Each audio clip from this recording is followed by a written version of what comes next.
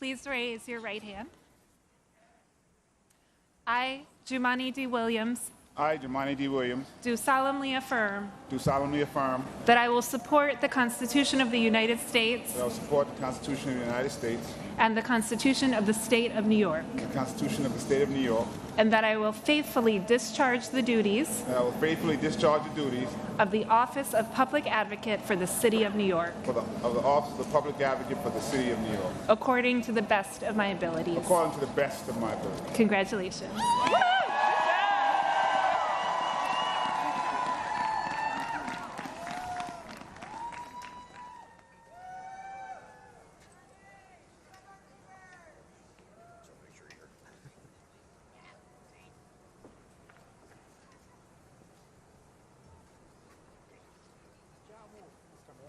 I didn't forget. Zohran, Mark, we did it. We're here. Thanks to everybody out here. Thank y'all.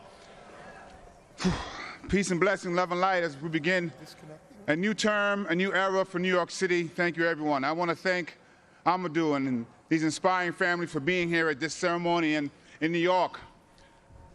I'm a son of immigrants myself. My parents came over from Grenada over 50 years ago. I was just sworn in on my late father's Bible. My mother is here today. I'm so proud to have my family, my wife and my children and my sister and my mom, everyone standing with theirs. Their stories perfectly capture this moment for the city. The challenges we face, the hardships we endure, and the hope that persists. Those realities are often in tension because this is a time and a place of contradictions. One where even as the federal government drives us to despair, local leadership can invite inspiration. When this celebration at City Hall is only blocks from tribulation at Federal Plaza. When the relief that these families are still united comes as so many are being separated. And this sense of contradiction carries across the 5 boroughs. This is a city of enormous wealth and enduring poverty, of the greed of some and the generosity of many, of darkness and of light. And I've seen the darkness, of course, yet I look out on New York today and I see so much light. These contradictions mean we can at once love our city as it is and challenge its flaws, not as a reason for pessimism, but a call for activism. As public advocate, I've tried to be an activist elected official, someone who pushes back. Now I see the chance to push forward.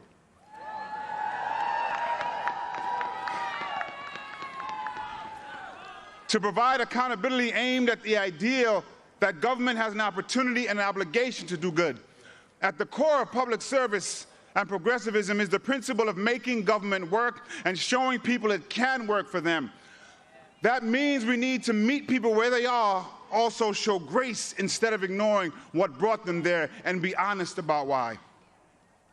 The powers in place would rather create an other to blame for our problems than to address them, whether it be our immigrant communities, our trans siblings, our homeless neighbors, or too many other marginalized groups.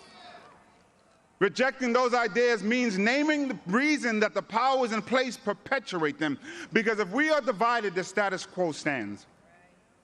Whether you arrived in our city generations ago, or 5 years ago, or 5 minutes ago, the reason so many New Yorkers have too little are not because of the people who have even less or who have been here for less time, not because of the people pushed to the bottom, but the systems entrenched at the top.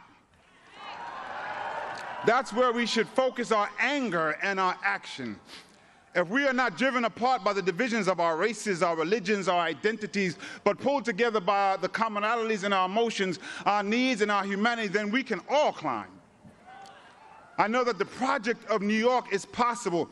That great mosaic described by another mayor who believed in democratic social ideals, David Dinkins. Yet the truth of it is there are people who are rooting for New York to fail. Some couch it in concern, others openly scorn our city. But at the heart of this hate is the truth that our success, that our very existence belies their core belief that New York is not possible. They demonize us because our mosaic challenges their ideology. They want to be right in their cynicism more than they want us to succeed in our idealism. They are driven by the idea that bringing together so many diverse people, cultures, faiths, identities into a united community is impossible. But New York, we are a shining beacon of possibility. We cross new cultural borders through each subway stop and are introduced to new experiences through each passenger. Our possibilities come in every language and from every heritage. So do our prayers, so do our people, so does our power. We've shown it in the face of oligarchy and authoritarianism.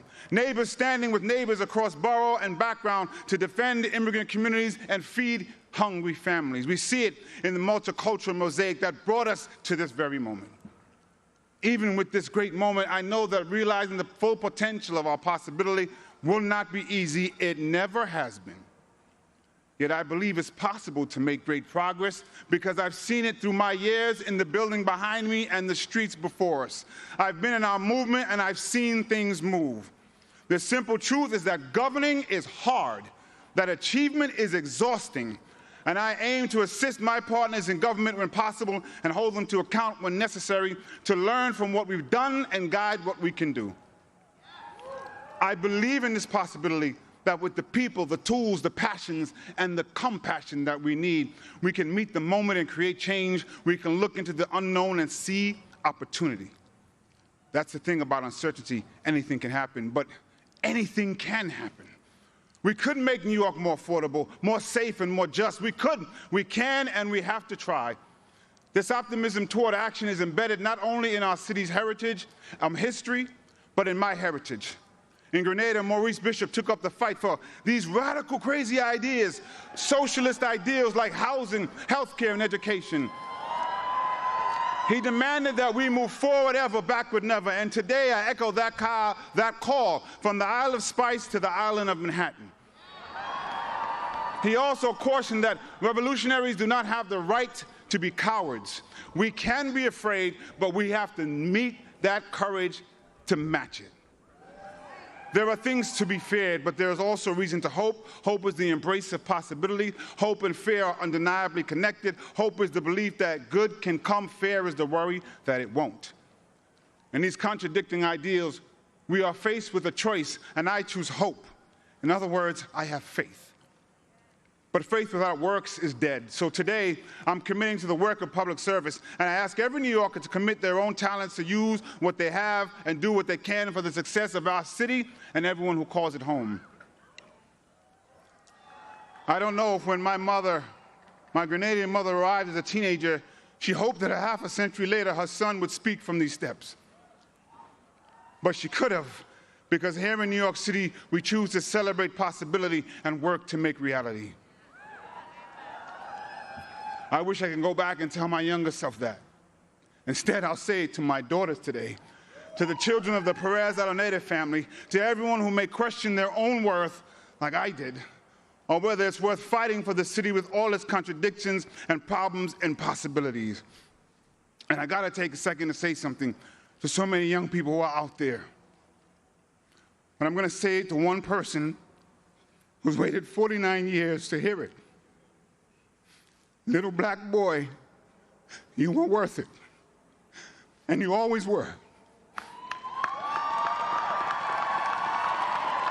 And without any titles, you were enough.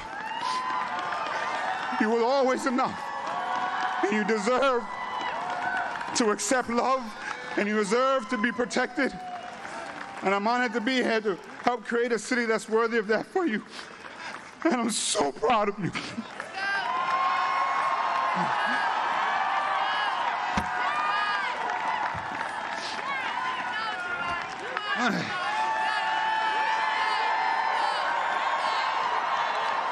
So just hold on, we're gonna be all right. We're gonna be all right. I'm so proud of you. It's all right. Let's go. We're gonna be all right.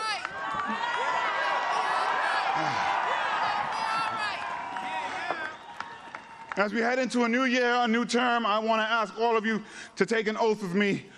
Our neighbors, I know in Brazil, adopted this motto that I've tried to embody. I did hear it for Comptroller Lander, but I got to give him his credit. That no one let go of anyone's hands, because if we're all connected, we can't lose anyone. So we hold on to the hand of our neighbor and we reach out with our other hand to grasp someone who may fall through the cracks, and we bring them along. I want everyone, if they're comfortable, take a hand of the person next to you or the arm and just repeat after me. We can all be the voice of the people. I know what's ahead, but I won't lose hold. And I won't lose hope. Anything can happen, so anything can happen. And as we march forward, no one let go of anyone's hands. Peace.